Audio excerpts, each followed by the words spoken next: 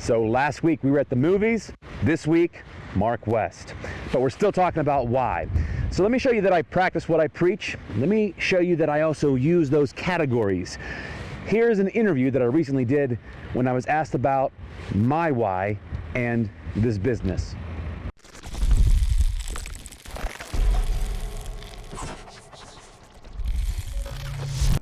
A lot of my success and tools and skills and all of that, while it's based in science and psychology and research, a lot of it's based on my own failures and my own tragedies and my own struggles. I was in broadcast journalism for the first part of my career. I was at major networks in New York City, Washington, D.C. I was with CBS, upstate New York, on air.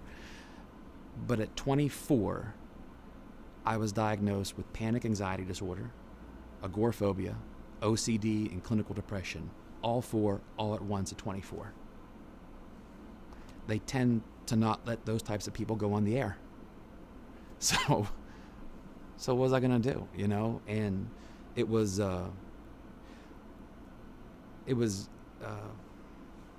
just married. We didn't expect this. You know, I promised my wife a really exciting life of travel and money and success, and not broken and crushed in a shell of the person that I was. We moved back home because that's where family was. And I had to basically rebuild myself from scratch. I found a really impressive counselor, one of the best in the country, who helps people with this. But I still had to do the heavy lifting. And I guess that's what motivates me today is, you know, I was up really high. I was very successful, and then I crashed.